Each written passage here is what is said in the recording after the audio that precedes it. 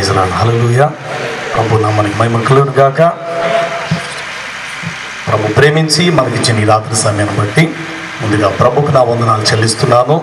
అలాగే వేదికను అలంకరించినటువంటి పెద్దలందరికీ కూడా, అలాగే గ్రీటింగ్స్ మన మధ్యలో తెలియపరిచిన మన ప్రియులకు యేసుక్రీస్తు యొక్క ప్రశస్తమైన నామములో మసీహా జమాత్ వెల్ఫేర్ అసోసియేషన్ తరపున వారికి కూడా నా ప్రత్యేక వందనాలు చెల్లిస్తున్నాను. అలాగే దైవ సేవకులు ఆయా స్థలాల నుండి వచ్చినటువంటి ప్రియులైన వారందరికీ కూడా ప్రభు పేరిట నా శుభములను తెలియపరుస్తున్నాను. సమయం చాలా అయింది కనుక దేవునికి వాక్య భాగంలోకి మనం వెళ్దాం. వాక్య భాగానికి వెళ్లే ముందు మీతో చెప్పాలని ఆశపడుతున్నాను. అదేమిటంటే, మేము చాలా ప్రాంతాల్లో మరి దేవుని యొక్క సువార్త అందిస్తుంటున్నాం.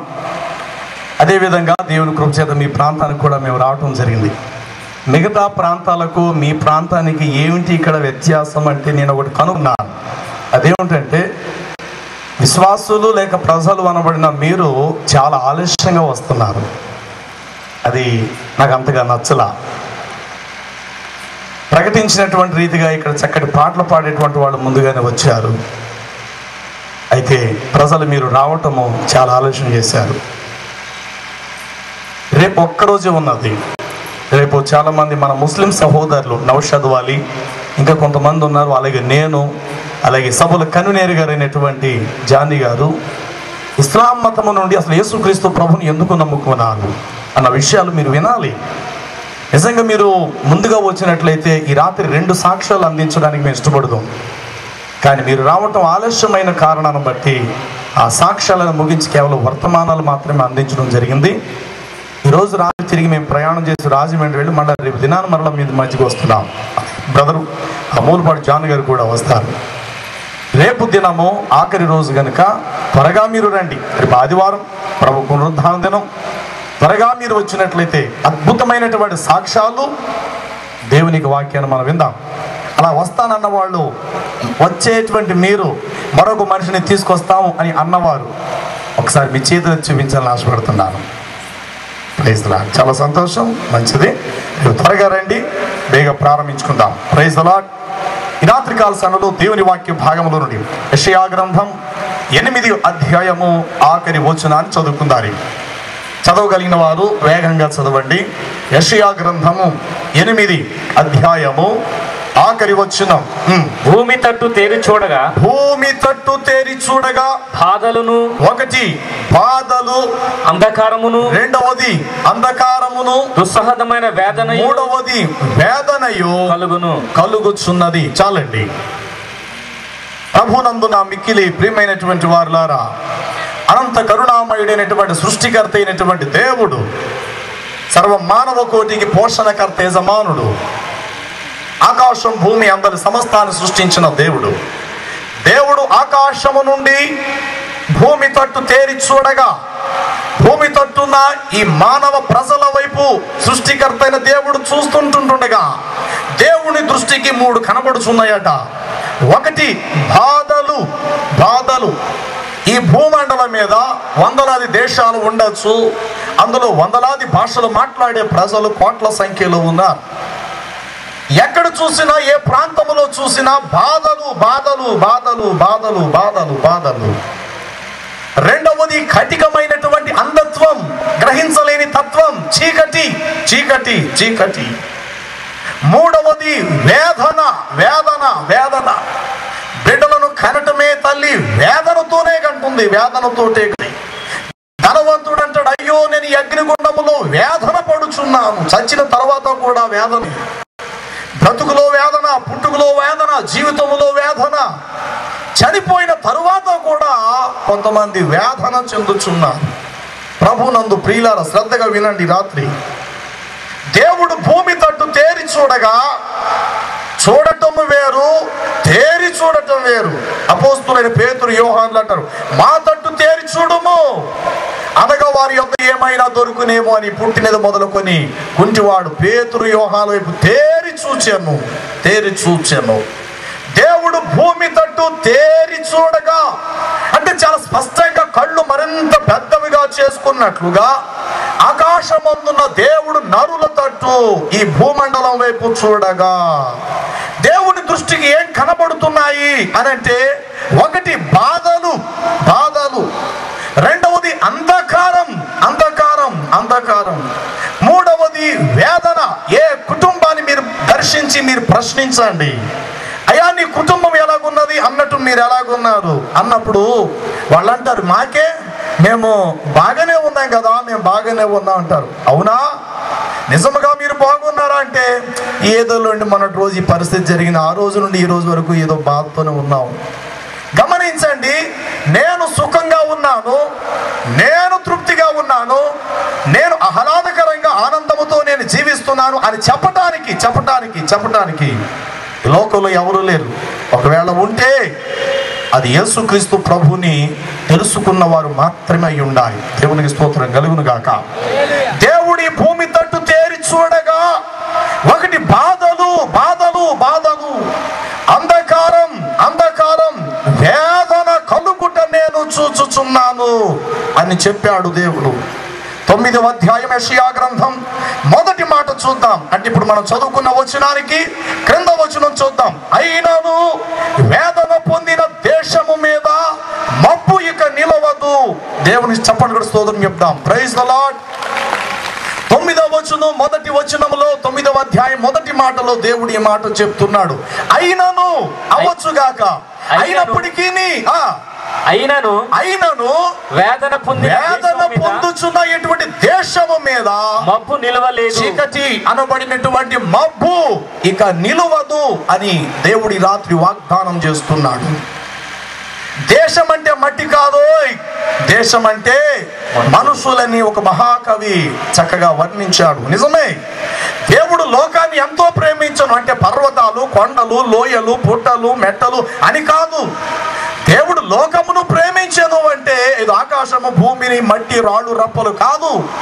ఈ లోకములో జీవిస్తున్న మానవ కోటిని ఆయన ప్రేమిస్తున్నాడు, ఇంకను ప్రేమిస్తూనే ఉన్నాడు. అయినను వేదన పొందిన దేశము మీద, వేదన పొందుచున్న ప్రజలలో ఇక మబ్బు నిలవదు. ప్రియులారా, ఎందుకు బాధలు కలుగుతున్నాయి? ఎందుకు వేదన? ఎందుకు దుశ్శాసమైన వేదన? ఎందుకు అంధకారము కలుగుచున్నదంటే, దేవుని వాక్యములు ఈ మాట రాయబడింది. ఆదికాండము 6వ అధ్యాయము 2వ వచనములో చూస్తే, అక్కడ 2 నుండి అలాగ లైన్ గా క్రిందికి 6వ వచనంకి వచ్చేసరికి దేవుని కుమారులు నరుల కుమారుడు. 3వ వచనం చూద్దారి. అప్పుడు యెహోవా నా ఆత్మ నరులతో ఎల్లప్పుడూ నరులతో వాదించదనెను. వారు తమ అక్రమము విషయములలో నరమాత్రులై ఉన్నారు. క్రమ మార్గములో కాక క్రమము కానిది ఏదో అది ఏ అక్రమము, క్రమము కానిదే అక్రమము విస్తరించుట చేతనే అనేకుల ప్రేమ చల్లారెను అని వాక్యములో రాయబడింది. నరులు తమ అక్రమము విషయములలో నరమాత్రులై ఉన్నారు. అయినను వారి యొక్క దినములు 120 సంవత్సరములకు దిగజారిపోతాది గాక అన్నాడు. ఆ దినములలో శపిలలోను. 6వ వచనం చూద్దాం. నరుల చెడుతనము భూమి మీద గొప్పదనియు వారి హృదయముల యొక్క తలంపులు ఊహంతయు ఎల్లప్పుడూ కేవలము చెడ్డదని యెహోవా చూచి తాను భూమి మీద నరులను చేసినందుకు యెహోవా సంతాపము నొందెను. భూలోకము దేవుని సన్నిధిని చెడిపోయి ఉండెను, భూలోకము బలత్కారముతో నిండి ఉండెను. దేవుడు భూలోకమును చూచినప్పుడు, చూడండి కింద వచనములో రాయబడినది, దేవుడు ఈ భూలోకమును చూచినప్పుడు అది చెడిపోయి ఉండెను. భూమి మీద ఉన్న సమస్తమైన శరీరులు తమ మార్గములను చెరిపివేసుకునిరి. దేవుడు భూమి తట్టు తేరి చూడగా బాధలు, అంధకారము, దుస్సహమైనటువంటి వేదన కలుగుట నేను చూచుచున్నాను అని దేవుడు చెప్తున్నాడు. దేవుడి భూలోకమును చూచినప్పుడు నరులు తమ మార్గములను చెరిపివేసుకొని వారి అక్రమము విషయములో, అక్రమపు మార్గం విషయములో వారు నరమాత్రులైరి. కావున వారి యొక్క దినములు దిగజారును అన్నాడు. ప్రియులారా, బైబిల్ గ్రంథములో అతి ఎక్కువ సంవత్సరాలు బ్రతికినటువంటి మహానుభావుడు తండ్రి మెతుషెలెం 169 సంవత్సరాల వరకు తాను జీవించాడు. ఆ తర్వాత ఆదాము ఇంకిలాగా చూసుకుంటూ వెళితే చాలా మంది జీవిస్తూ వచ్చారు. అలాగే నోవాహు, వీళ్ళందరూ కూడా వందల సంవత్సరాలు జీవిస్తూ వచ్చారు. నరుల చెడుతనము భూమి మీద గొప్పదై ఉన్నందున జలప్రళయ కాలములో దేవుడు నోవాహు చేత వానను తయారు చేయించక పూర్వమే ఈ మాట చెప్పినాడు, నోవాహు, నరుల చెడుతనము భూమి మీద గొప్పది కనుక వారి యొక్క సంవత్సరముల సంఖ్య 120 సంవత్సరాలకు దిగిపోతాది అని చెప్పాడు. ఎక్కడ 669 సంవత్సరాలు, ఎక్కడ వందలాది సంవత్సరాలు, ఎక్కడ 120 సంవత్సరాలు. మోషే కాలానికి వచ్చేసరికి మోషే అంటాడు, ఆయుష్ ఉన్న ఎడల 70 సంవత్సరములు, ఒకవేళ అధిగమించితే 80 సంవత్సరములు, అయినము వాటి వైభవము ఆయాసము దుఃఖమే అని చెప్పాడు. దావీదు దగ్గరికి వచ్చేసరికి దావీదు అంటాడు, నా దినమును పరిమాణము నువ్వు బెత్తుడంతగా చేశావు అన్నాడు. బెత్తుడు దగ్గరికి వచ్చేసేసింది. ఎక్కడ 900 చిల్లర సంవత్సరాలు, ఎక్కడ 120, ఎక్కడ 70, 80, ఎక్కడ బెత్తుడు ఎంత? ఆ విధంగా చూసుకుంటూ వస్తే యాకోబు భక్తుడు అంటాడు, నరుని ఆయువు గట్టి వలె ఉన్నదని యెషయా భక్తుడు చెప్పాడు. పేతురు భక్తుడు, యాకోబు వీళ్ళందరూ చెప్పుకొచ్చారు. నరుడు చేద నుండి జారిపడు నీటి బిందు వంటి వారు అనిచి దేవుని వాక్యములో రాయబడినది. నరుల యొక్క సంవత్సరములు 120 దగ్గరికి దిగజారిపోతాది అన్నాడు. ప్రియులారా, దేవుడి భూలోకమును చూసినప్పుడు భూలోకము బలత్కారముగా నిండినదట. దేవుడు భూమి తట్టు మాత్రమే కాదు, భూమి మీద ప్రతి కుటుంబం, ప్రతి వంశం, ప్రతి జాతి ప్రజలను దేవుడి భూమి తట్టు తేరు చూడగా బాధలు, అంధకారము, దుశ్యామైనటువంటి వేదన కలుగు. ఈ 3 కలగటానికి గల కారణం ఏమిటి? ఇర్మియా గ్రంథము 5వ అధ్యాయములో చూస్తే దేవుని యొక్క వాక్యం ఈ విధంగా వ్రాయబడినది. ఇర్మియా గ్రంథం 5వ అధ్యాయము 25వ వచనం త్వరగా చదవాలి. మీ దోషములు వాటి క్రమములను తప్పించెను, నీకు మేలు కలుగకుండుటకు నీ పాపములే కారణం. చాలండి. మీకు మేలు కలగకుండుటకు కారణము మీ పాపములే. భూమి తట్టు తేరు చూడగా బాధలు, అంధకారం, వేదన కలుగుట నేను చూచుచున్నాను. మీకు మేలు కలగకపోవటానికి కారణము మీ పాపములే కారణం. ఎంత న్యాయమైన దేవుడు చూడండి ఈయన. మీకు మేలు కలగకపోవటం కారణం. కొంతమంది అంటారు, అయ్యా బంగారాన్ని పట్టుకుంటే బంగారం మట్టిగా అయిపోతుందయ్యా. అయ్యా ఒకప్పుడు ఎంతో బాగా బ్రతికిన జీవితాలయ్యా మావి, ఎంతో బాగా బ్రతికిన కుటుంబాలయ్యా మావి. ఎందుకు ఈ విధమైన స్థితికి దిగజారిపోవటానికి గల కారణం? ఎందుకు ఈ పరిస్థితి భూమి మీద సంభవిస్తున్నాయి? దేవుడు నరులను దరిద్రులుగా బ్రతకండి, నాశనకరమైన జీవితాలతో మీరు అనుభవించండి, నశించిపోండి అన్న ఉద్దేశంతో దేవుడు ఈ లోకాన్ని సృష్టించలా. అక్కడ దాకా ఎందుకు? ఈ లోకంలో ఏ తల్లైనా 9 మాసాలు మోసి పేగు తెంచి కనే తన బిడ్డ విషయములో తన తల్లి ఒకవేళ తాను వ్యభిచారి కావచ్చు గాక, నా కడుపును పుట్టినటువంటి బిడ్డ కూడా నాకు లేక వ్యభిచారం అవ్వాలని ఏ తల్లి కూడా కోరుకోదు. తండ్రి ఒకవేళ రిక్షా తొక్కి లేకపోతే జట్టు మూటలు మోసుకొని కూలి పని చేసుకునేవాడు ఉండొచ్చు.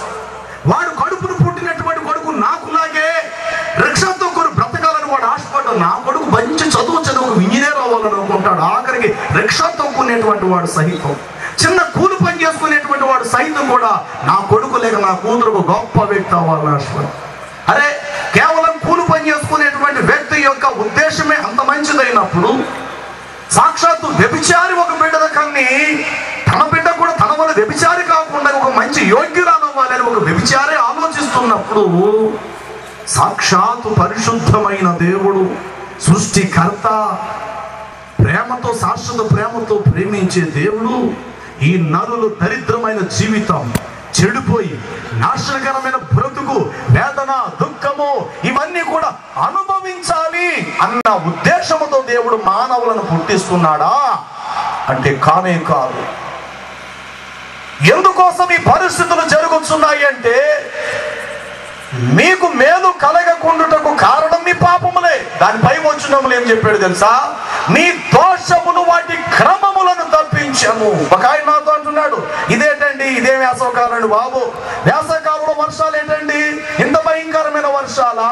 పంట చేతికి వస్తుందిరా బాబు, రేపు ఎల్లుండే దాన్ని కోసేసి పని వాళ్లకు జీతాలు ఇచ్చి ఎక్కడెక్కడైతే అప్పు చేసిన వాళ్ళు అప్పు తీర్చేద్దారని అనుకునే లోపల పట్టిందండి కుంభవర్షం లేక తుఫాను. అరే, కోతకొచ్చే సమయానికి తుఫాన్ రావడం ఏంటండి? ఎంత విచిత్రముగా ఉన్నది.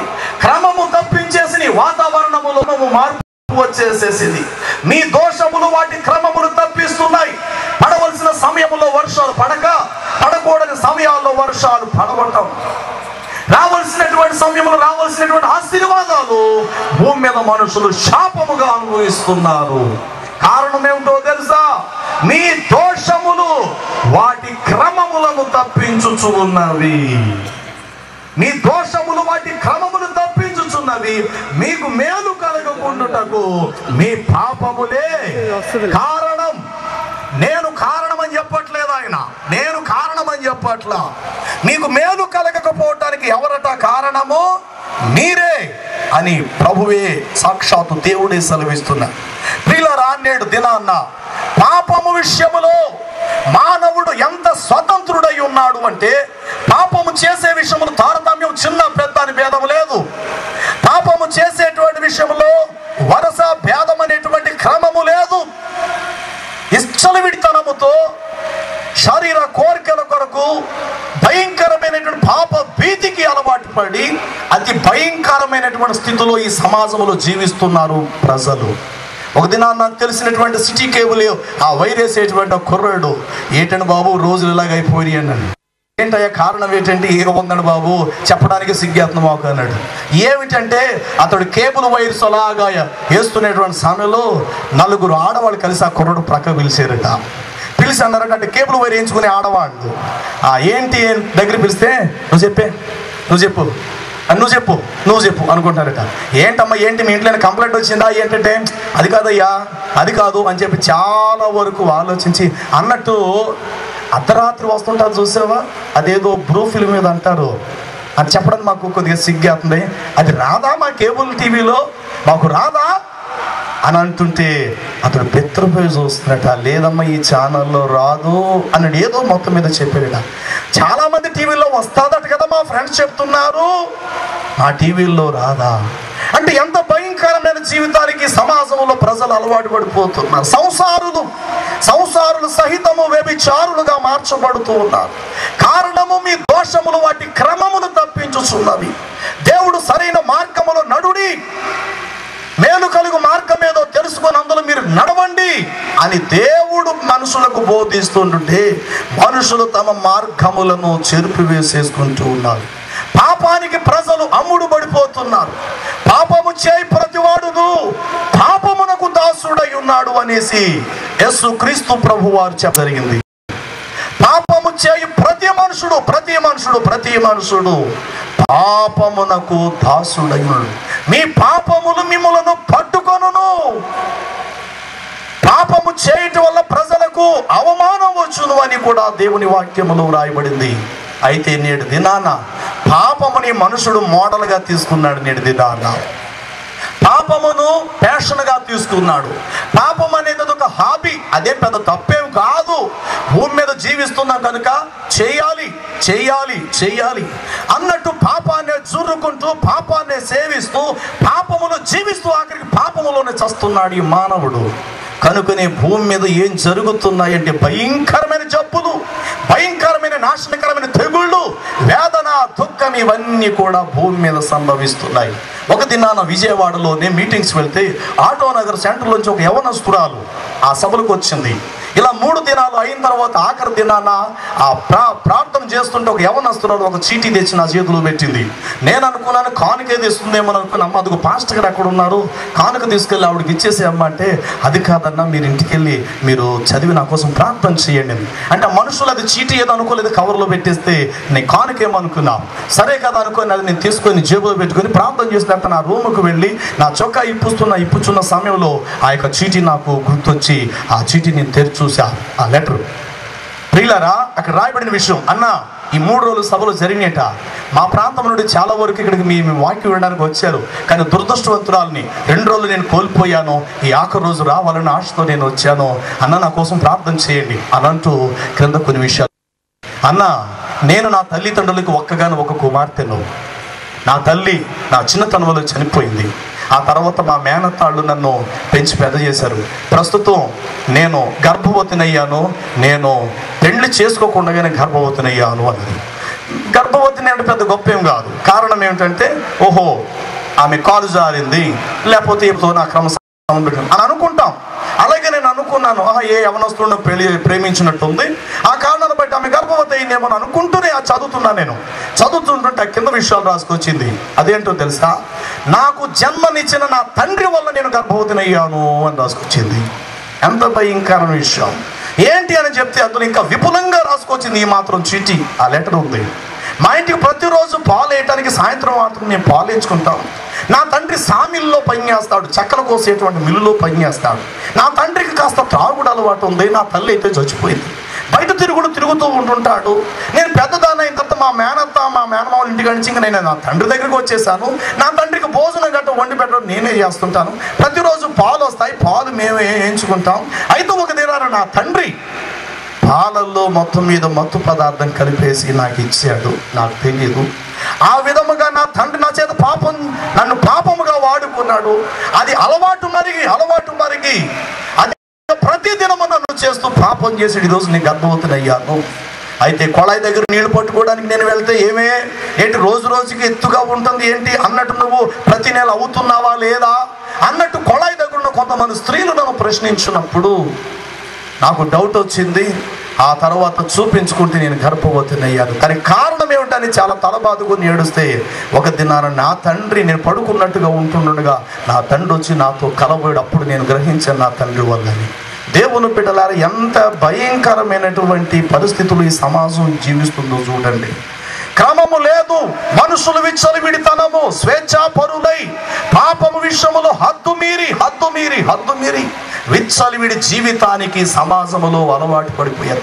హోషేయ గ్రంథము 4వ అధ్యాయము 1వ వచనం నుండి 6 వచనాలు చూస్తే, ఇశ్రాయేలు దేవుడైన యెహోవా ఇలాగు సెలవిచ్చుచున్నాడు, సత్యమును కనికరమును దేవుని గురించిన జ్ఞానము దేశమందు లేకపోవుట యెహోవా ఏ దేశ నివాసులతో వ్యాజ్యమాడుచున్నాడు. అబద్ధ సాక్ష్యములు పలుకుటయు, అబద్ధములాడుటయు, హత్యలు చేయుటయు, దొంగిలించుటయు, వ్యభిచారము చేయుటయు నరులకు వాడికాయను. ఏమైపోయను? వాడిక అనే మాటకు అర్థం ఏంటంటే అలవాటైపోయిన ప్రాణం. సత్యమును కనికరమును దేవుని గురించిన జ్ఞానము దేశమందు లేకపోవట చూచి యెహోవా ఏ దేశ నివాసులతో వ్యాజ్యమాడుచున్నాడు. ఎందుకో తెలుసా? అబద్ధములాడుటయు, అబద్ధ సాక్ష్యములు పలుకుటయు, హత్యలు చేయుటయు, దొంగిలించుటయు, వ్యభిచారము చేయుటయు నరులకు వాడిక అయిపోయెను. ఎంత భయంకరం! నేటి సమాజం అదే పరిస్థితిలో ఉన్నది. ఎందుకు ఈ సువార్త సభలు ఇంత ద్రవ్యము ఖర్చు పెట్టి రాత్రి పగలు నిద్ర లేకుండా ఈ పోస్టర్స్ ఈ విధంగా అంటించి దీని వెనకాల ఎంతో మంది కన్నీటితో ప్రార్థన చేసి ఉపవాసాలతో దేని కొరకు ఏం సాధిద్దారని, ఏం కట్టుకు తీసుకుపోదామని ఈ సభలు ఏర్పాటు చేశారు అంటే ఈ ప్రాంత వాసులు దేవుని దృష్టిలో నీతిమంతులుగా తీర్చబడాలని, ఈ సభకు వచ్చినటువంటి వారు క్రీస్తు అనుగ్రహించే రక్షణ, ఉచిత పాప క్షమాపణ ప్రజలు పొందాలనేటువంటి ఉద్దేశంతో ఈ సభలను ఏర్పాటు చేయడం జరిగింది. దేవుని బిడ్డలారా, మా సభలు వెనకాతలేకపోతే మా వెనకాతల ఎవరో గొప్ప వారు ఇచ్చి మాకు ద్రవ్యం ఇచ్చి ఆ విధముగా చేసేటువంటి సభలు కాదు. ప్రియులు జానీ గారు దేవుడు వారికి ఇచ్చిన ప్రేరేపణ బట్టి వారు కష్టపడేటువంటి కష్టార్జితముల దశమ భాగాలు లాంటివి తీసి ఇలాంటి సభలను ఏర్పాటు చేయటం జరుగుతుంది. రెండవదిగా మహమ్మదీ మతములో ప్రభును తెలుసుకొని వెనకబడిపోతూ ఉండేటువంటి ఆ యొక్క బలహీనమైనటువంటి అల్ప విశ్వాసములో ఉన్నటువంటి వారు వెలుగులోకి రావాలనే ఉద్దేశంతో ఈ విధమైనటువంటి సభలు ఏర్పాటు చేయడం జరిగింది. ముఖ్యంగా మరలా నేను చెప్తున్నాను, పాపములో ఉన్నటువంటి వారు విమోచించబడాలి, నీతికి దాసులు అవ్వాలి. పాపము నుండి విమోచించబడి నీతికి దాసులుగా చేర్చబడాలనే ఉద్దేశంతో ఈ పరిశుద్ధమైనటువంటి సువార్త సభలు ఏర్పాటు చేయడం జరిగింది. దేవుడు భూమి తట్టు తేరి చూడగా అంధకారము మాత్రము వేదన కలుగుచున్నది. దేవుడు అన్నాడు, నీ గర్భవేదన నేను మిక్కిలి హెచ్చించేదాను. నువ్వు వేదనతో బిడ్డలకంటావు, వేదనతో బిడ్డలకంటావు. ఆనాడు ప్రారంభమైంది ఆ యొక్క వేదన అనేటువంటిది. ఏదేను వనములో ఫలము తిన్న తదుపరి వారు బయటకు వచ్చేశారు. ఆ తరువాత ఆదాము ద్వారా మీకు గర్భవతి అయినది. ఆ విషయములో దేవుడు చెప్తాడు కదా, నీ గర్భవేదన నేను మిక్కిలి హెచ్చించేతాను. నీవు వేదనతో బిడ్డలకంటావు, వేదనతో బిడ్డలకంటావు. చూడండి ఎంత విచిత్రమో. పిల్లలు లేరు లేరు లేరు లేరు అన్నవాడు చాలా బాధతో విచారంతో ఉంటారు. దేవుని కృప చేత ఒకవేళ గర్భవతి అయిందనుకోండి, ఎంత సంతోషమో. అబ్బో నేను గర్భవతిని. బిడ్డను కన్న తర్వాత ఇరుగు పొరుగు వారు, ఒకవేళ బిడ్డకు జన్మనిచ్చిన తండ్రి, అలాగే తాత మామలు, వీళ్ళందరూ కూడా హాస్పిటల్లో కేవమని కేకబెట్టి పిల్లవాడు పుట్టాడన్న వార్త వినడంతో బయట హాస్పిటల్ బయట ఉండి చప్పట్లు కొట్టుకొని సంతోషిస్తారు. అబ్బో మగబిడ్డో ఆడబిడ్డో మొత్తం మీద కేక వినబడిందండో అని చెప్పి నవ్వుతారు. కానీ పుట్టినోడు ఎలా పుడతాడు తెలుసా? నవ్వుతూ పుట్టాడు. ఏమీది ఆడు పుట్టడమే ఏడుస్తూ పుడతాడు. పొరపాటున ఒకవేళ ఆడు పుట్టిన తర్వాత ఏడవ లేదనుకోండి, నేను కళ్ళారో చూశాను, పుట్టిన పిల్లవాడు ఏడలేదని చెప్పి ఆ డాక్టర్ అమ్మగారు పిల్లవాడిని ఇలాగ పైకెత్తి ఇలాగా వీపు మీద కొట్టింది. కేరమని వాడు ఏడ్చాడు. అంటే ఏడాలట పుట్టడంతో.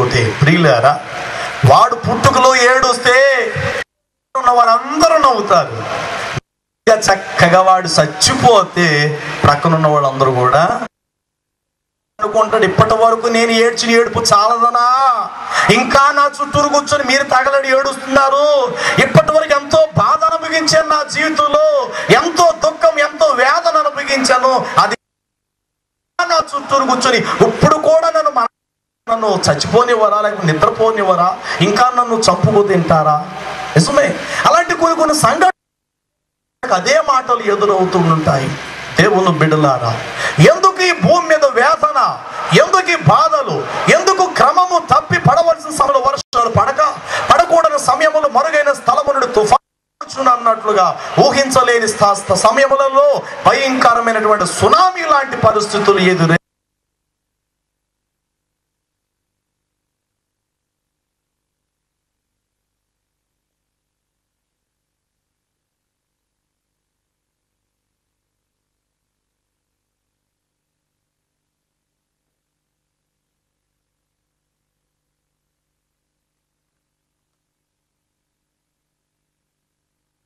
తోముకోవటానికి.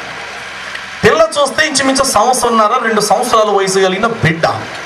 తల్లి విడ ఏం చేస్తుందంటే పాసి పనికి వెళ్తుంది, 4 ఇంట్లో పని చేసుకుంటుంది, మళ్ళీ గబగబా వస్తుంది, పాలు ఇచ్చుకుంటుంది, భోజనం మీద పెట్టుకుంటుంది. అయితే ఇలాంటి వేసవకాలం వచ్చింది. ఆమె పనిచేసేటువంటి ఇంటికి ఒక దినాన్న హఠాత్తుగా ఆ బిడ్డను తీసుకొని వెళ్ళింది. కారణం ఏంటంటే ఈ బిడ్డ చచ్చిపోతుంది, ఇక్కడ ఎక్కడ చూపించిన ఫలితం లేదు, పట్నం తీసుకెళ్ళిపోవాలి, ఈ బిడ్డ నీకు బ్రతకాలంటే అని ఆ ప్రాంతంలో ఉన్న ఒక కంపౌండర్, సైకిల్ మీద తిరిగేటువంటి ఒక చిన్ని డాక్టర్ చెప్పాడు ఆ బిడ్డకు జబ్బుగా ఉందని. ఇంక ఏం చేయాలో తల్లికి అర్థం కాక, మరి పట్నం తీసుకెళ్ళి చేయించుకోవాలి, వైద్యం చేయించుకో, ఒక 1000 రూపాయలు అవుతుందేమో అని అనుకొని ఆ తల్లి గబగబ మండు టెండలో ఆ బిడ్డను భుజం మీద వేసేసుకొని, ఏ ఇంట్లో అయితే ఆమె పాస్ పని చేస్తుందో ఆ ఇంటిలో నెల దగ్గరికి అయిపోయింది, ఇంకొక 3 రోజులు ఉంది నెల అవ్వటానికి, జీతం ఇస్తారేమో అని అనుకుని గబగబా వెళ్ళింది. వెళ్ళి తలుపు కొట్టేసరికి ఆ ఇంట్లోంచి యజమానుడు తలుపు తీశాడు. తీయడంతో కళ్ళంట నీళ్లు పెట్టుకుని అయ్యా అంటుంది. నిన్నేమైపోయావు, మొన్న ఏమైపోయావు అన్నప్పుడు, అది కాదయ్య నేను వద్దారనుకున్నాను, అయితే పరిస్థితి అస్సలు బాగోలేదు, బిడ్డకు పరిస్థితిలో ఉన్న కారణాన్ని బట్టి నేను రాలేకపోయాను అన్నట్టు, నాకు నెల దగ్గరికి అయిపోయింది, నాకు రావాల్సినటువంటి జీతము నాకు ఇచ్చేయండి, మరి పిల్లని తీసుకెళ్ళి నేను బాగు చేయించుకుంటాను అనేసి ఆ తల్లి కళ్ళంట నీళ్లు పెట్టుకుంటే, వాడు అన్నాడట, అన్నట్టు ఇంట్లో అమ్మగారు పిల్లలందరూ ఈ వేసవకాలం సెలవును బట్టి వాళ్ళ అమ్మమ్మగారింటికి వెళ్ళిపోయారు, ఇంట్లో ఎవరూ లేరు, 5 నిమిషాలు నువ్వు నాతో పాపం చేస్తే ఆ 500తో కలిసి ఇంకొక 500 1000 రూపాయలు నీకు ఇస్తాను అనేట. ఒక యజమానుడు ఏ స్థితిలో వెళ్ళింది ఈ తల్లి. అవతల వాడు కోరుకునేటువంటి కోరిక ఎంత భయంకరం. అడవిలో ఉండేటువంటి మృగాలు బలహీనమైన పశువులను పీక్కొని తింటున్నటువంటి కారణం ఉంది. అవి కేవలం మృగాలు, అడవిలో ఉండే మృగాలు. వాటికి ఒక సంరక్షకుడు లేడు, వాటికి బోధించు నాయకుడు ఎవడు లేడు కానందున, వాటికి ఆత్మ వివేచన జ్ఞానం అనేది లేనందున, బలమైనటువంటి జంతువు బలహీనమైనటువంటి బలి పశువు లాంటి ఒక బలహీనమైన దాన్ని పీక్కొని తింటుందంటే దానికి కారణం ఉంది. అడవిలో ఉన్న మృగం ఎంతో, ఊళ్ళో ఉండి మనుషులము, దేశభక్తులము, దేవుని భక్తులము అని చెప్పుకునేటువంటి ఈ క్రూరులు కూడా అడవిలో ఉన్న మృగాల కన్నా హీనమైనటువంటి వారే. ఆవిడ అన్నదట, అయ్యా నేను అలాంటి దాన్ని కాను, నా భర్త చనిపోయిన కానించి నేను నా మానాన్ని కాపాడుకుంటున్నాను, నేను అలాంటి దానిలో కానీ మీకు దండం పెడతాను అనేసి కాళ్ళు పట్టుకున్నదట. అయితే వాడన్నట, నీకు డబ్బులు కావాలంటే నేను చెప్పింది చేయనట. బిడ్డ పరిస్థితి చూస్తే చేయి దాటిపోయి ఉంది. ఇక తట్టుకోలేక ఆ బిడ్డను చిన్న టవల్ వేసి ఆ ఇంటి ముందు అక్కడ గుమ్మములు పరుండ పెట్టి ఆవిడ లోపలికి వెళ్ళి ఆ మనుషుడితో పాపం చేస్తుంటే ఈ బిడ్డ బయట ఏడుస్తూ ఏడుస్తూ ఏడుస్తూ కేకలు పెట్టుకొని ఏడుస్తుంటే ఆ లోపల నుండి కపక్కుమని ఆ మనుషుడిని తొలగించుకొని ఆ తల ముడేసుకొని తలుపు తీసుకొని బయటకు వచ్చేసరికి ఏడుస్తున్న బిడ్డ కేక పెట్టింది. కబుక్కొని వచ్చి తలుపు తెరిచేసరికి ఆ బయట గుమ్మల బిడ్డ చచ్చిపోయింది. వాడు 1000 రూపాయల ముఖం కొట్టాడు. డబ్బులు అలా తీసుకుని చేతికి పట్టుకుంది. కళ్ళంతా నీళ్లు, బిడ్డను భుజాన్ని వేసుకుని మరలా తన ఇంటికి వచ్చింది. అందరు అన్నారంటే, ఏమన్నారు డాక్టర్ గారు, తగ్గిపోద్దన్నారా, మందులు సరైన మందులు ఇచ్చారా, అన్నట్టు ఇంజెక్షన్ చేశారా, మళ్ళీ ఎప్పుడు రమ్మన్నారు డాక్టర్ గారు? ఎవరితో ఏ మాట మాట్లాడలేదు. నేరుగా వచ్చింది, తన ఇంటి ముందు ఆ బిడ్డను పరుండబెట్టింది, కళ్ళంతా నీళ్లు పెట్టుకుంది. చుట్టుపక్కల వాళ్ళు అందరూ అడిగారు, ఏమైంది, ఇందాకే కదా వెళ్ళావు, ఏమైంది? ఆవిడ చెప్తుంది, నా బిడ్డను నేనే చేతులారా చంపేసుకున్నాను, నా బిడ్డ ప్రాణం పోవటానికి నేనే కారణం, నా బిడ్డ ప్రాణం పోవటానికి నేనే కారణం. దేవుని బిడ్డలారా, ఈ సమాజంలో అలాంటి క్రూర ప్రజలు లేరా? ఈ సమాజంలో అంటే ఉన్నారు. అట్టి పాపము చేత వారు పాపులను మాత్రమే కాక ఇతర ప్రాణాలను బలి కోరేటువంటి క్రూరులైనటువంటి వారు ఎంతో మంది సమాజంలో ఉన్నారు. నరహత్యలు చేయటయు, దొంగిలించటయు, వ్యభిచారము చేయటయు నరులకు వాడికైపోయెను. నా ప్రభునందు దేవుని బిడ్డలారా, మానవ జాతిని సృష్టించినటువంటి దేవుడు తాను నరులని భూమి మీద సృజించినందుకు ఆయన సంతాపము నందుచున్నాడట. సంతాపము నందుచు గుండెలు బాదుకొని ఏడుస్తున్నాడు. అయ్యో, నేను పుట్టించిన ప్రజలేనా వీళ్ళు? పరిశుద్ధ దేవుడు నరబడిన నేను సృష్టించుకున్న ప్రజలేనా వీరు అని చెప్పి తాను భూమి మీద నరులను సృజించినందుకు తాను సంతాపము నుండి మనుషులతో చెప్పుకోలేక ఆయన, ఆకాశమా ఆలకించుము, భూమి చెవియొగ్గుము, నేను పిల్లలను కని పెంచి వారిని నేను పెద్దవారిని చేస్తే వారు నా మీద తిరుగుబాటు ఉన్నారు, వారు నా మీద తిరుగుబాటు చేయుచున్నారు. నేను సరైన మార్గములో నడవమని చెప్పుచుంటే వారు నా మీద తిరుగుబడి ఉన్నారు. ఎద్దు తాన కామాందును ఎరుగును, గాడిదకు సొంత వారి తొట్టి తెలుసు. పాపిష్ట జనాంగమా, దోషభరితమైన ప్రజలారా, చెరుపు చే సంతానమా, మీకు శ్రమ అని చెప్పి దేవుడు రోధిస్తున్నాడు. అయినప్పటికీ అట్టి ప్రజలను తాను నశింప చేసుకోవటానికి తానికి ఇష్టము లేక ప్రజలను సృజించిన ప్రజాపతి అయిన దేవుడే మరణ శాసనము ఎక్కడ ఉండునో మరణ శాసనము రాసిన వాని మరణం ఆవశ్యకము అని హెబ్రీ పత్రిక 9వ అధ్యాయము 16వ వచనములో రాయబడింది.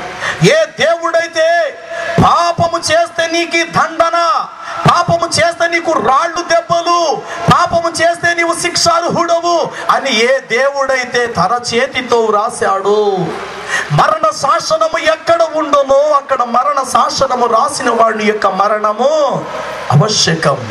ప్రజలను సృజించిన ప్రజాపతి అయినటువంటి దేవుడే ప్రజల స్థానములో ఒక ప్రజగా వచ్చి తాను సిలువలో బలయ్యాడు. ఈ సత్య సువార్త యొక్క సభల యొక్క ముఖ్య ఉద్దేశం ఏమిటి అంటే, యేసుక్రీస్తు నీ పాపముల కొరకు ఆయన మరణించాడు, నీ దోషముల కొరకు ఆయన శిక్షించబడ్డాడు, నీ అతిక్రమములను బట్టి ఆయన నలగొట్టబడ్డాడు.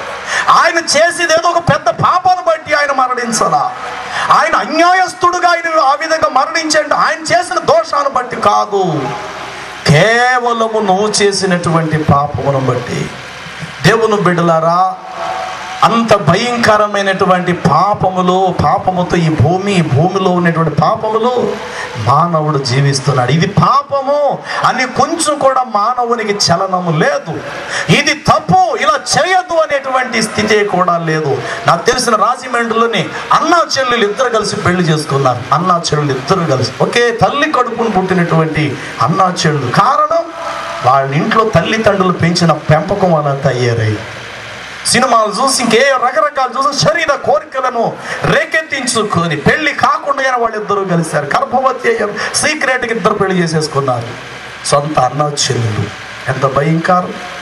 ఈ రాత్రికాల సమయంలో నీ జీవితం ఏంటో ఒక్కసారి నువ్వు ఆలోచన చేయి.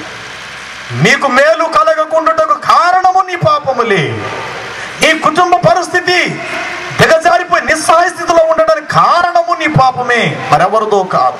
ఎవరో పాపం చేశారని నువ్వు అనుకోవద్దు. ఎదటివాడు దిష్టి నా ఇంటికి తగిలింది, నా కొంపకు తగిలిందని నువ్వు అనుకోవద్దు. నీ పాపమే నీ కుటుంబాన్ని నాశనం చేస్తుంది. నీ పాపమే నీ బిడ్డల జీవితాలు పాడు చేస్తున్నది.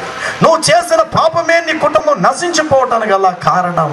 దేవుని బిడ్డలారా, ఒక దినాన పంజాబీ రాష్ట్రంలో ఒక చిక్కు కులానికి చెందినటువంటి ఒక 2 కుటుంబాలు, ఎదురు బిదురు ఉండేటువంటి 2 కుటుంబాలు, వారికి వచ్చిన చిన్న తగాదాన్ని బట్టి ఇద్దరు కొట్టుకున్నారు. మగవాళ్ళు ఇద్దరు లారీ డ్రైవర్లే. ఇద్దరు కొట్టులు ఆడుకున్నారు. ఆ కారణాన్ని బట్టి ఒకడికి బలమైన గాయం తగిలింది. రెండో మనుషులను తీసుకెళ్లి కోర్టుకి హ్యాండ్ఓవర్ చేయడం, అక్కడి నుంచి వాడికి తగిన శిక్ష వేసి జైల్లో పెట్టడం జరిగింది. ఇంచుమించు ఒక 6 నెలలు అనుకుంటా జైలు శిక్ష వాడు అనుభవించవలసి. చనిపోలేదు, అవతల మనుషుడు బ్రతికే ఉన్నాడు. వాడు చేసిన నేరాన్ని బట్టి ఒక 6 నెలలు వాడికి జైలు శిక్ష. వాడికి ఒకే ఒక బిడ్డ, మగ బిడ్డ. ఇంచుమించు వాడికి వయసు వచ్చి ఒక 8, 9 లేకపోతే 10 సంవత్సరాల లోపు కలిగినటువంటి బిడ్డ. తండ్రి తీసుకొస్తేనే ఇంట్లో ఆ భార్య ఆ బిడ్డ బ్రతకాలన్నమాట. అలాంటి మనుషుడు జైల్లోకి వెళ్ళి కూర్చున్నాడు. అయితే పిల్లవాడిని తీసుకొని తల్లి అంటే తన భార్య వెళ్తుంది. అయ్యా, నువ్వు క్షేమంగా ఉన్నావా? ఇదిగో నేను అప్పు చేసి తీసుకొచ్చాను. నీకు సిగరెట్లు బాగా అలవాటు కదా, ఇదిగో 4 పెట్టెలు సిగరెట్లు తెచ్చాను అన్నట్టు ఇంటద్దు నేను కట్టేసుకున్నాను, పర్వాలేదు. పలానా వాళ్ళు నేను అడిగిన ఇంటద్దు కట్టేసి నీ నెల ఏదో ఘటన అయిపోయింది, ఇంకొక మన ప్రాణానికి 5 నెలలు ఉన్నాయి. పిల్లవాడు స్కూల్ ఫీజు కట్టాలి కాబట్టి వాళ్ళు కాళ్ళు అట్టుకొని స్కూల్ ఫీజు కూడా కట్టేసుకున్నాను. ఏదో చెప్పుకొచ్చింది ఆవిడ. వాడు అంటాడు, ఏమే నువ్వు కంగారు పడద్దు, భయపడద్దు, ఏదో ఒక విధంగా మొత్తం మీద నేను వచ్చేస్తాను. ఒకవేళ ఎవరి దగ్గర అప్పు చేస్తే వచ్చిన తర్వాత అనాపరిస్థితితో శుద్ధ నేను క్లియర్ చేసేస్తాను, నువ్వు మాత్రం బాగా ఉండు అన్నాడు. మరొక పర్యాయం తన భర్తను చూడడానికి అదే జైలుకు వెళితే జైల్లో ఆమెతో మాట్లాడుతుండగా ఒక స్నేహితుడు చూడు, ఎరా అన్నట్టు నీ గురించి నాకు తెలిసింది ఇలాగని, ఏం జరిగింది అనేసి ఏదో మాట్లాడడానికి వచ్చినప్పుడు వాడితో అన్నాడు, ఒరే ఇదిగురా నా భార్య నా బిడ్డ ఇలాగ అయిపోయిన పరిస్థితి, నువ్వు నన్ను విడిపించినట్లయితే నేను బయటకు వచ్చి నీ రుణం తీర్చుకుంటాను రా, నన్ను విడిపించరని చెప్తే ప్రక్కనున్న తన భార్య కళ్ళంట నీళ్లు పెట్టుకొని ఇలా దండం పెట్టయ్యా నా భర్తను విడిపించండి అని అంటే, విడిపించేస్తానమ్మా, డబ్బులు చూస్తున్నాను, మొత్తం ఏదో ఒక బేలు పెట్టి నేను బయట తీసుకొస్తాను అన్నాడు. ఈలోగా తండ్రి ఆ యొక్క భర్త అన్నాడు, అంటే ఏమో తెలుసా, ఒరే ఒకసారి నువ్వు ఇంటికి వెళ్ళరా, జాగ్రత్తగా చూడు, ఒకవేళ ఏమైనా కావాలంటే నా భార్యకి ఇది వచ్చిన తర్వాత నేను ఇస్తాను. అయితే వాడు ఇంటికి రావటం మొదలెట్టాడు.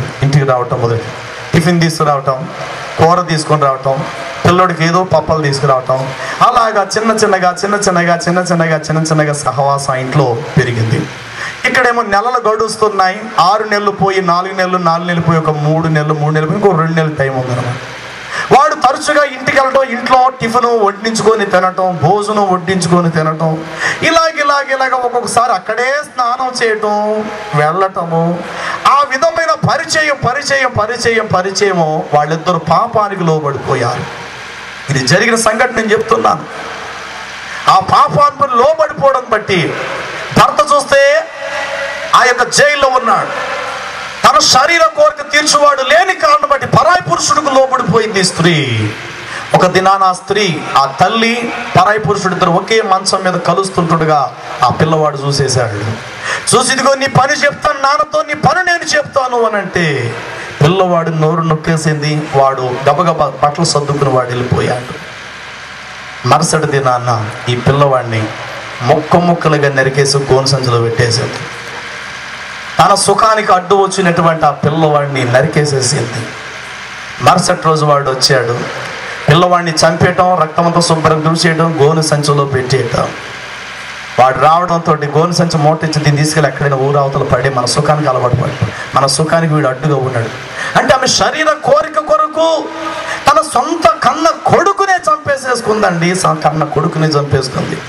ఆ రాత్రి వేళ వాడు ఆ యొక్క మూటను తీసుకొని వెళ్తుంటే ఎప్పుడు లేనటువంటి పోలీసు వాళ్ళు ఆ రోజు రోడ్డు మీద కాసారట. మరి ఏంట్రా మూటలో ఏమున్నదనేటప్పటికి వాడు కంగారు పడి తీయలేదు. మొత్తం మీద ఆ మూట తెరిసరికి పైనుండి పీకి తలకాయ వచ్చింది. పేగులు, కాళ్ళు, చేతులు. ఇంచుమించు 9 సంవత్సరాల పిల్లవాడిని నరికేసి అందులో పెట్టేసి కామాతురాలై పాపానికి లోబడి పాపానికి అమ్ముడు పడిపోయి పాపమును సేవిస్తూ పాపాన్ని అమృతంగా సేవిస్తున్నటువంటి ఆమె ఆ స్థితికి దిగజారిపోయింది. గబగబా పోలీసులు వాడిని పట్టుకుని ఎరాట అయ్యో మీకు దండం పెడతా నేను చేయలేదు పలానా ఆవిడ కాదు మీకు చూపించేస్తాను రండి అని ఇంటికి తీసుకెళ్లేసరికి ఈలోగా ఆవిడ కనీసం కొడుకు చచ్చాడు లేక చంపేసుకునే బాధ లేదు, కానీ చక్కగా ముత్తాబై లోపల కూర్చుంది. వాడు వస్తే వాడు తనబగిద్దారు అనేసి తలుపు తీయడంతో వాడే వచ్చాడు అనుకుంది. పోలీసులు రావడంతో ఇదిగో ఈమె చంపేసింది కొడుకు. అంతటితో ఆవిడని తీసుకొని వెళ్ళారు, కోర్టుకి హ్యాండ్ ఓవర్ చేశారు. ఆ తర్వాత ఆమెను తీసుకెళ్లి జైల్లో ఆడవాడు జైల్లో పెట్టారు. ఆడవాడు జైల్లో పెడితే ఈ వార్త జైల్లో ఉన్నటువంటి తన భర్తకు స్వయంగా పలానా పురుషుడికి పరాయి పురుషుడికి లోబడి కన్న కొడుకుని చంపేసుకుందన్న వార్త జైల్లో ఆ భర్త విని గుండాగి చచ్చిపోయాడు. భర్త గుండాగి చచ్చిపోయాడు. ఆడ జైలుకి వెళ్ళిన తర్వాత ఈమెను ఆడ జైలు ఉన్నటువంటి ఆడ ఖైదీలు కూడా ఆమెను కాకిని ఆయన చచ్చిందని కాకులు పొడుచుకొని తిన్నట్లుగా ఏమి ఇంత పెద్ద ఘనకార్యం చేసి వచ్చావా, పలానా వాడు నన్ను పాడు చేస్తుంటే వాడి పీకు నరికి నేను వచ్చాను ఈ స్థలంలోనికి, నా కూతుర్ని చంపబోతున్న సమయంలో నేను అడ్డుకొని వాడిని చంపి నేను జైలుకి వచ్చాను నేను, కానీ ఇంత నీచకరమైన పాపం చేసి వచ్చావేంటని చెప్పడంతో ఆ జైల్లో మానసికమైనటువంటి స్థితిలో ఉండి ఉండి ఉండి ఒక పిచ్చిదానిగా మారిపోయి కొంతకాలానికి ఆవిడ కూడా చనిపోయింది. అంత భయంకరమైనటువంటి జీవితం మానవులు అనుభవిస్తున్నారో ఆలోచన చేయండి. ఎంతటి భయంకరమైనటువంటి దుస్థితితో ఈ ప్రపంచం నిండిపోయిందో ఆలోచన చేయండి ప్రియులారా. దేవుడు భూలోకమును చూచినప్పుడు అది చెడిపోయి ఉండెను. భూమి మీద నరులు తమ మార్గములు చెరిపివేసుకొని నరులు మార్గము చెల్లి తల్లి పిన్ని అని భేదము వరుస కూడా లేదు, మార్గములు చెరిపివేసుకునేది. ఈ రాత్రి దేవుడు సూటిగా నిన్ను ప్రశ్నిస్తున్నాడు, నీ మార్గము సరైన రీతిలో నువ్వు నడుస్తున్నావా? నీ మార్గం ఏమైనది ఒక్కసారి నిన్ను ఆలోచించు. నేను గొప్ప కులస్తుడు గొప్ప చదువు చదివా, నాకు బోల్డంత ఆస్తు ఆయన ఉండొచ్చుగాక. నువ్వు నడిచే నీ అడుగులు ఎలా పడుతున్నాయి, నీ జీవిత విధానం ఎలాగుంది, రాత్రికాల సమయంలో ఆలోచన చేయి. ఇంకా పాపపు జీవితంలోని నీ జీవితం ఒకవేళ ఉన్నట్లయితే ఈ రాత్రి కళ్ళు తెరిచి ప్రభు దగ్గరికి రా. ఈ రాత్రి కాల సమయంలో ఆయన నీ జీవితాన్ని నీ పాపపు బ్రతుకు నుండి విడిపించి పరిశుద్ధమైన జీవితాన్ని ఇస్తాడు. పుష్పం చూడటానికి అందంగా కనబడుతుంది, సువాసన చూస్తే మంచి మకరందము దానిలో నుండి తేనె ఉత్పత్తి అవుతుంది. సువాసన చూస్తే అది చక్కని ఆహ్లాదకరం కలిగించే సువాసన ఇస్తుంది. ఒకవేళ దాన్ని నువ్వు నలిపేవా పసర కంపు కొడుతుంది. నేటి దినాన చాలామంది తమ జీవితాలు పుష్పాలు వల్లే సువాసన వెదజల్లేవిగా కాక అనేకుల చేతుల్లో నలపబడే పసర కంపు కొట్టే నలిగిపోయేటువంటి పుష్పాలుగా తయారవుతున్నారు నేటి దినాన. పెళ్లి కాకుండానే యవ్వన స్త్రీలు 2-3 సార్లు అబార్షన్ తీసుకుంటాం. పెళ్లి కాకుండానే యవ్వనస్తులకు యేసు వ్యాధితో వాళ్ళు చచ్చిపోవటం. కారణం పాపము మనుషులను ఏలుబడి చేస్తుంది. పాపానికి మానవుడు అమ్ముడు పడిపోతున్నాడు, పాపానికి లోబడిపోతున్నాడు. అయితే ఈ రాత్రి నేను ప్రకటించడానికి కారణం ఏంటో తెలుసా? పాపములను తీసివేయుటకే ఆయన ఈ లోకానికి ప్రత్యక్షమాయను. స్తోత్రం చెప్దాం. హల్లెలూయా. పాపములను తీసివేయుటకు ఆయన ప్రత్యక్షమాయను. పాపములో ఉన్న వారిని విమోచించుటకు ఆయన ఈ లోకానికి వచ్చి నీ పాపపు స్థానములో ఆయన శిలువలో మరణించాను. ఈ రాత్రి కాల సమయంలో ఆయన దగ్గరకు వస్తే ఆయన నీ పాప నుండి విడిపిస్తాడు. ఒక దినాన ఒక తల్లి ఒక బిడ్డను కని వాడిని పెంచి పెద్ద చేసింది. 15 సంవత్సరాల వరకు తల్లి సంరక్షణలో వాడు పెరిగి పెద్దవాడయ్యాడు. వాడు పుట్టుకలోనే వాడు పుట్టక పూర్వమే ఆమె గర్భవతిగా ఉంటుండగా కడుపులో ఉంటుండగానే భర్త చచ్చిపోయాడు. చనిపోతూ ఆ యొక్క గర్భం మీద చేయబెట్టివాడు అన్నాడట తండ్రి, ఆ యొక్క భర్త, ఏమే పుట్టబో బిడ్డను జాగ్రత్తగా చూసుకో, వాడిని బాగా పెంచు. అయ్యా నేను కాదన్ను, ఖచ్చితంగా నువ్వు చెప్పినట్లుగా నా బిడ్డను పెంచుతానని చెప్పి ఆ భర్త చనిపోయిన తర్వాత ఆమె బిడ్డను కన్నది. ఆ కన్న తర్వాత తన భర్తకిచ్చిన ఇచ్చిన మాట చెప్పున వేగా కూడా వాడి మీద వాళ్ళనియకుండా చాలా జాగ్రత్తగా పెంచి 15 ఇంచుమించి 20 సంవత్సరాల వరకు వాడికి ఏ పని చేయనివ్వకుండా చక్కగా చదివించుకుంటూ ఒక మంచిగా ఉండాలని ఆలోచన చేసింది. కానీ చెడు స్నేహానికి వాడు అలవాటు పడ్డాడు, పాపానికి లోబడ్డాడు, చిన్నగా దొంగతనాలు చేయడం. ఆ చిన్న దొంగతనాలు భయంకరమైన స్థితికి తీసుకువెళ్ళింది. అంతటా వాడు తన తల్లిని, తన స్వగ్రామం, తన సొంత ప్రదేశాన్ని విడిచిపెట్టి ఎక్కడో సుదూరానికి పోయి అక్కడ నివసిస్తున్నాడు. ఈలోగా ఈ తల్లి వెతుకుతూ 15 సంవత్సరాలు గడిచిపోయింది. వాడింట్లోంచి వెళ్ళినప్పుడు 20 ఏళ్ళు, ఇప్పుడు ఒక 15 ఏళ్ళు, అంటే 35 సంవత్సరాల వయసు వచ్చేసేసింది వాడికి. ఈ తల్లి వయసులో ముసలిది కాబోతూ ఉంది. చాలా వరకు ఆ యొక్క బలహీనురాలైపోయింది. ఎన్నో స్థలాల్లో వెతికింది, ఎక్కడెక్కడో వెతికింది, ఎక్కడ ఆచూకీ దొరకల. మొత్తం మీద ఎవరో చెప్పారు, అమ్మా నీ కొడుకు ఫలానా దిక్కునున్నాడు, మేము చూడగలిగి ఒక దినాన్ని వెళ్ళిపోతున్నాడు కొంతమందితో. నిజంగా నీ కొడుకు అయి ఉంటాడు అంటే ఆ తల్లి నిజంగానే అడ్రస్ ప్రకారంగా వెళితే వాడు ఒక భయంకరమైనటువంటి క్రూరుడుగా, దొంగగా, రౌడీగా మారిపోయాడు. అడ్రస్ ప్రకారంగా వెళితే ఆ రోజు రాత్రి వేళ బయట త్రాగుబోతోళ్ళు, భయంకర జోదగాళ్ళు బయట ఉన్నారు. అయ్యా ఇక్కడ పలానా రాజా అనే పేరు కలిగినటువంటి వ్యక్తి ఇక్కడ ఉంటాడట కదా. మా బాసే, ఏం కావాలి, నీకేం కావాలి, ఎవరన్నా లేపియాలా, ఏంటి పని ఏంటి? అది కాదయ్యా, ఆయనతో నేను మాట్లాడాలనుకుంటున్నాను. ఇప్పుడు కుదరదు, ఆయన మంచి మూడ్లో ఉన్నాడు, రేపు ప్రొద్దుట. అలా కాదయ్యా, ఆయనతో ఒకసారి చూడాలనుకుంటు, ఇప్పుడు కుదరదు, రేపు ప్రొద్దుటే. ఆ తల్లి వచ్చి ఆ పంచిని ఒక మూలను అలాగే కూర్చుంది. తెల్లారైంది, కానీ తల్లికి మాత్రం నిద్ర పడతాను, ఎప్పుడు నా కొడుకును చూస్తానా అని. ఉదయం అయింది, ఒక బ్యాగ్ దోపిడీ దొంగతనం చేయడం కొరకు వాడు సిద్ధపడుతూ ఉన్నాడు. మొత్తం మీద రాత్రంతా త్రాగేసి ఉన్నాడు. ఉదయం అయిన తర్వాత దొంగతనం చేయటం కొరకు వాడు సిద్ధపడుతున్నాడు. వాడితో పాటు మరికొంతమంది సిద్ధపడ్డాడు. వాడు లోపల నుండి వస్తుంటే తల్లి అమాంతంగా అలా చూసింది. తల్లి తన కొడుకును గుర్తుపెట్టింది, కానీ వాడు మాత్రం గుర్తుపట్టలేకపోయాడు. ఆ తల్లి చూసి, బాబు రాజా అనంటే, నువ్వు నేనే రా, నీ తల్లిని రా అనంటే, ఏంటి ఎలాగొచ్చావు, ఎందుకు వచ్చావు ఇక్కడికి, అక్కడే ఉండొచ్చు కదా, నేను ఎవరు రమ్మన్నాడు ఇక్కడికి? అదేం మాటలు అలాగంట, ఇంట్లోంచి వచ్చేసి 15 ఏళ్ళు అయ్యింది, కొడుకా నువ్వు ఎలాగొన్నావు చూడాలి, ఎక్కడెక్కడో వెతికానురా, కాళ్ళు అరిగిపోయినరా, నా బలమంతా ఉడిగిపోయిందిరా, నీకోసమేరా అని ఎన్నో మాటలు చెప్తారే. ముసలి దాన్ని ప్రక్కకు లాగేయండి, టైం దాటిపోతుంది అని అంటుంటే తల్లి అన్నదట, బాబరే నా మాట నువ్వెక్కడికి వెళ్ళడానికి వెళ్ళింది, నా మాట వినరు, నువ్వు అలాగాగరా అంటే ఆడు నిలబడటానికి ఇష్టపడలేకపోయాడు. తల్లి గట్టిగా కాళ్ళు పట్టుకుని ముందుకు వెళ్ళొద్దు అంటే వాడని కూడా చిచ్చి ఎదరాలిగి వచ్చిన తర్వాత మాట్లాడుతుగా నువ్వు లేగు అని అంటున్నాడు. నేను లేవను, నువ్వు వెళ్ళటానికి వీల్లేదు, నువ్వు ఆగు, అక్కడ ఆగు అని అంటుంటే వాడు ఉన్నటువంటి కోపచిత్తుడే ఆ యొక్క మూడులో వాడు తల్లి లాగి పెట్టుకొచ్చాడు. దవడు వాసిపోయి పళ్ళంట రక్తం కారింది. అయినప్పుడు కూడా తల్లి ఆగల.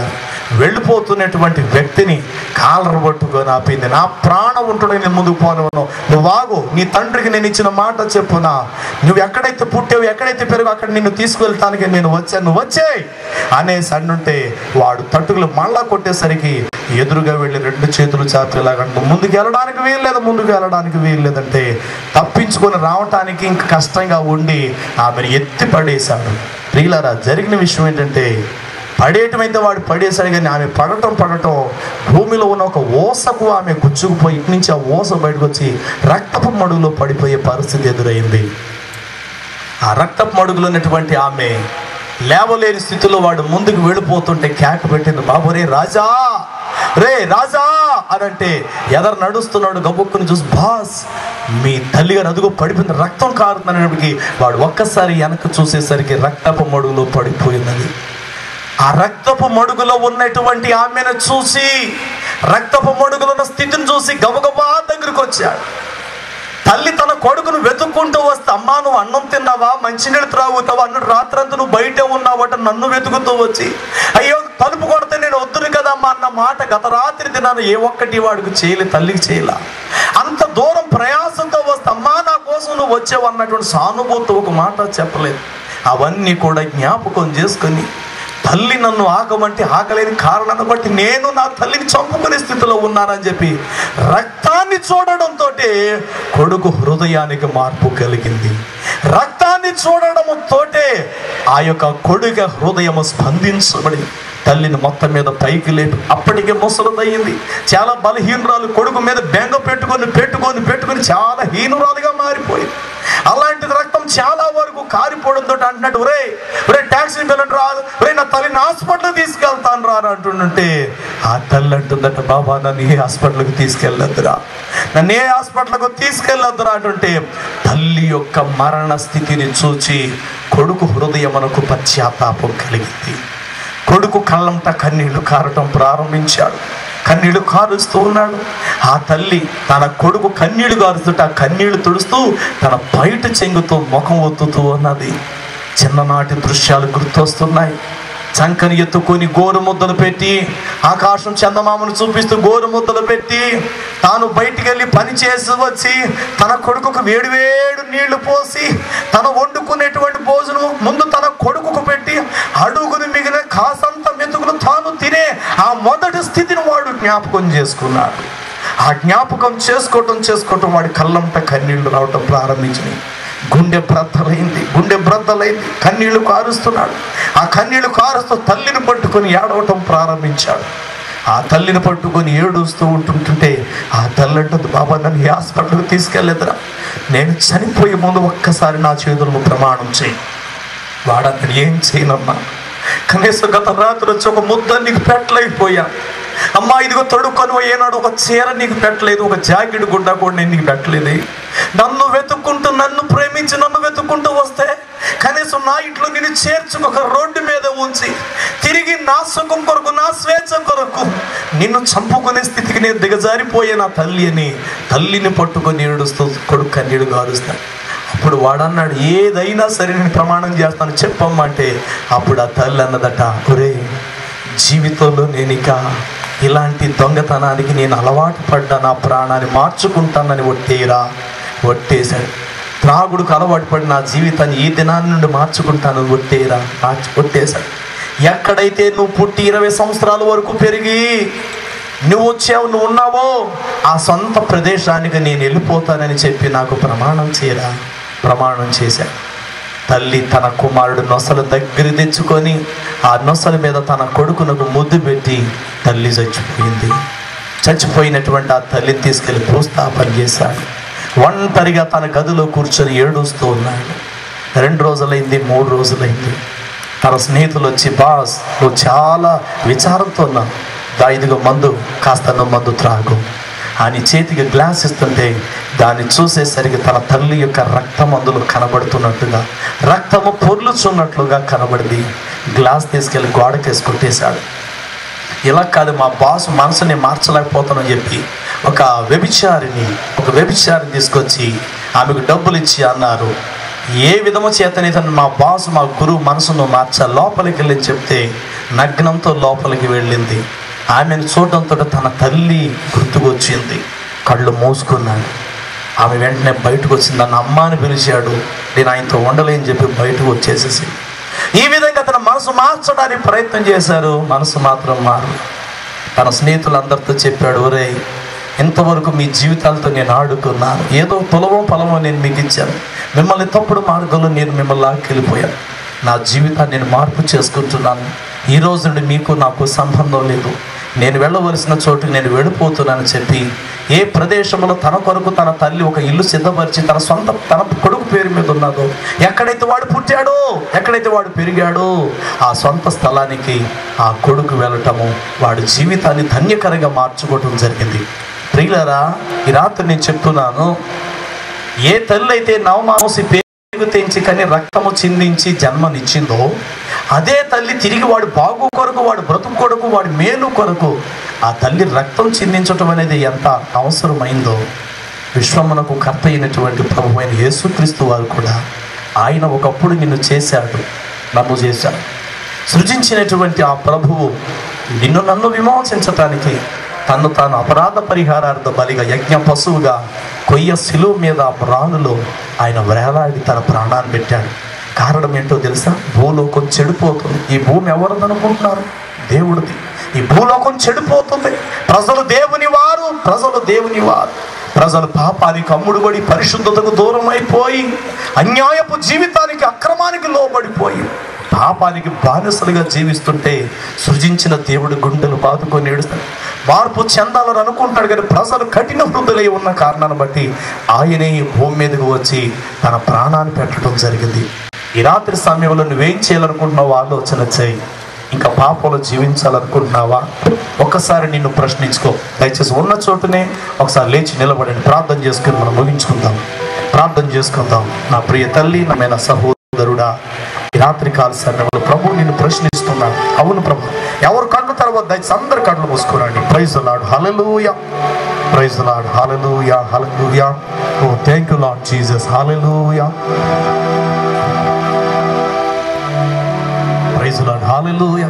నా ప్రియమైన తల్లి, నా ప్రియ సహోదరుడా, నా దేశ మిత్ర, ఈ రాత్రి సమయంలో ప్రభువైన దేవుడు తన రెండు చేతులు నీ వైపు చాచి లోబడిన ప్రజల వైపు దినమంతా నా చేతులు చాపుచున్నా. దేవుడు భూలోకము తట్టు చూసినప్పుడు బాధలు, అంధకారం, దుశ్శాసమైన వేదన కలుగుట చూస్తున్నాడు. వేదనకు నిన్ను అప్పగించేలా, వేదనలో నిన్ను ఉంచడానికి ఆయన ఇష్టపడలా. నిన్ను సృజించిన దేవుడి లోకములో వేదన చెందాడు. ఆయన బాధతో జీవించాలని అనుకుని నిన్ను విడిచిపెట్టేలా, నీ బాధ నుండి తప్పించడం కొరకు కొయ్యమ్రాను మీద ఆయన బాధ నొందాడు. ఆయన చీకటి జీవితంలో ఉండటానికి ఆయనకి ఇష్టము లేక గాఢాంధకార చీకటి ఆయనను కమ్ముకున్నట్లుగా ఆ స్థితిని తాను అనుభవించి ఆయనను వేదన పొందిన దేశము మీద ఇక మబ్బు నిలవదని వాగ్దానం చేసినటువంటి దేవుడు నీ జీవితాన్ని విమోచించటానికి ఆయన కొయ్యసిలో ప్రాణం పెట్టాడు. ప్రార్థన చేద్దాం. ప్రైజ్ ది లార్డ్, హల్లెలూయా.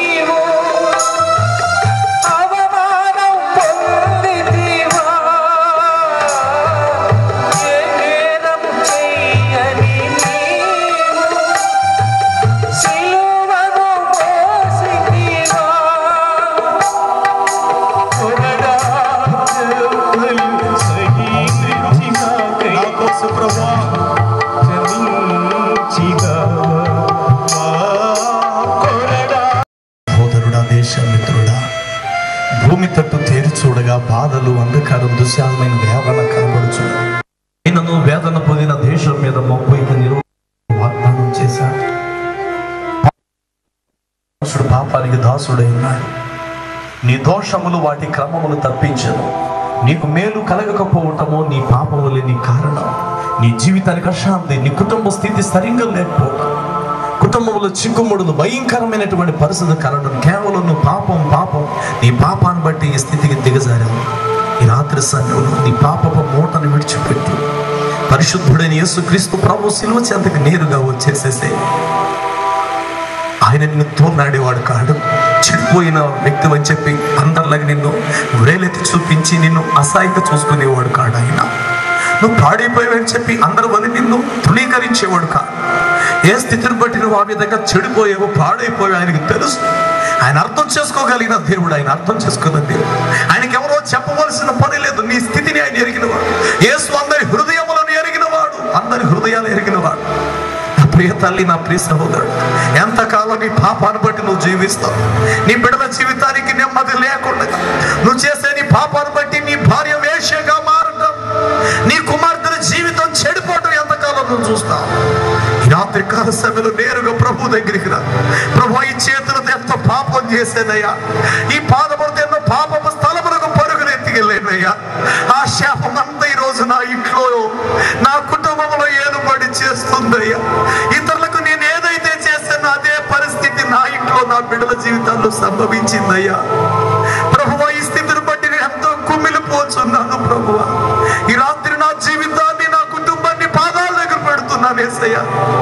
నీ జీవము చేత నన్ను జీవింపచేసి నీ రక్తము చేత నాకు విమోచన దయచే ప్రభువా. నా ప్రియ తల్లి, ఈ రాత్రి కాల సమయంలో ఎవరైతే ఆ విధంగా ప్రభు దగ్గరకు వస్తారో ఆయన చేర్చుకోగలిగిన దేవుడు. ఆయన అందరిలాగా ఆయన వ్రేలెత్తి చూపించి నీ తృణీకరించేవాడు కాడు. అందరిలాగా 4 రాళ్ళు నీ మీద పడేసేటువంటి వాడు లాంటి వాడు కాడు ఆయన. వీలైతే నీ స్థానంలో రాళ్ళు దెబ్బలు తినడానికి ఇష్టపడేవాడు. నీ స్థానంలో అవమానం తాను పొందడానికి ఇష్టపడేవాడు. నీ ఒంటి మీద నిండుగా బట్ట కప్పుటకై ఆయన ఒంటి మీద వస్త్రము లేని వస్త్రహీనుడుగా యెరూషలేము వీధుల్లో ఏడవబడ్డాడు. కేవలం నీ కొరకు ఆయన, నీ కొరకు ఆయన యెరూషలేము వీధుల్లో వేడబడి రక్తపు మడుగులో పడ్డాడు. ఆయన నీ పాపములను బట్టి రండి, మీ పాపములు రక్తము వలె ఎర్రనివైనను అవి గొర్రె బొచ్చు వలె నేను తెల్లగా అని వాగ్దానం చేస్తున్నాడు దేవుడు. ఈ రాత్రి ఆయన దగ్గరికి రా. ఆయన దగ్గరికి రా. యవనస్తుడా, నీ పాపాన్ని బట్టి ఘోరమైన వ్యాధిని తెచ్చుకుంటావు. జాగ్రత్త. యవనస్తుడా, నీ పాపాన్ని బట్టి నీ కుటుంబానికి అవమానము, అశాంతిని సంపాదిస్తావు. నీ ఇంటి వారి యొక్క గౌరవము నవ్వును పాలు చేస్తావు. ఈ రాత్రి ప్రభు దగ్గరికి వచ్చి నీ జీవితానికి మార్గదర్శకుడు, సరైన రీతిలో నిన్ను నడిపించే నావికుడు ఆయన. ఆయన చేతులకు నీ జీవితాన్ని అర్పించుకో. ప్రార్థన చేసుకుందాం. దయామయుడైన మా యేసుక్రీస్తు ప్రభువా, పరిశుద్ధుడైన మా ప్రియ పరలోక తండ్రి, మీకు వందనాలు చెల్లిస్తున్నాం. ఈ రాత్రి నువ్వు మాకు ఇచ్చినటువంటి మీ వాక్కులను బట్టి మీకు కృతజ్ఞతలు, అనంత కోటి స్తోత్రాలు చెల్లిస్తున్నాం బాబు. నాయని సభలు ఈ విధంగా పెట్టడానికి నా ప్రభు, మా రక్షణకర్తమైన నిన్ను మేము తెలుసుకోగలిగాం. ఆ విధంగా అనేకులు మిమ్మల్ని తెలుసుకొని మీ సన్మార్గంలో నడాలనేటువంటి చింత, బాధ, వేదనతో ప్రభు ఈ సభలు ఏర్పాటు చేయటం. అయ్యా, అగ్నిలో నుండి లాగినట్లు కొందరైన వాడిని రక్షించుడి. దేవానికి స్తోత్రాలు చెల్లిస్తాను. నీ వాక్కు బయలు వెళ్ళి వారిని బాగు చేసేది, వారు పడిన గుంటలో నుండి వారిని లేవనెత్తేది. నీ వాక్కు వెల్లడవడంతో వెలుగు పుట్టేది, తెలివి లేని వారికి జ్ఞానమును తెలివినిచ్చేది. ప్రభువా, ఈ రాత్రి ప్రజలు మీ వాక్కులు విన్నారు.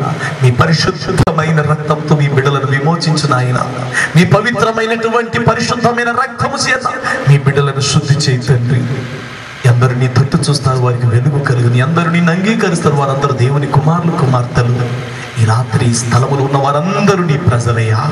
వాక్యం చేత వీరిని కొన్నావు, నీ రక్తం చేత వెలపెట్టి నీ బిడ్డలను కొనుక్కున్నావు. నీకు వందనాలు. వీరి మీద అపవాదికి అధికారం లేదుగాక లేదు. మీరందరినీ మీ కృపాస్థానికి అప్పగిస్తున్నాము. నీ సన్మార్గములు నడిచి అనేకులను విమోచించడానికి మార్గము చూపే కర్తలుగా నీ బిడ్డలను నడిపించుము, బలపరచుము. కృతజ్ఞతలు, వందనాలు, స్తోత్రాలు చెల్లిస్తూ మంచి వాతావరణం మాకు ఇచ్చినందుకే స్తోత్రాలు చెల్లిస్తూ యేసు నామములో ప్రార్థించి వేడుకొనుచున్నాము తండ్రి. ఆమేన్. Praise the Lord. ఆ సమయంలో పాస్టర్ షేక్ మక్బూల్ గారు ఉజ్జీవంతో మన హృదయాలను నింపారు. ఆత్మ పరిశీలన చేసుకోవటానికి బలమైన వర్తమానాన్ని పరిశుద్ధ ఆత్మ నడిపింపులో మనకు అందచేయగలిగారు. పాస్టర్ షేక్ మక్బూల్ గారికి నిండైన వందనాలు తెలియజేస్తూ ఉన్నాము.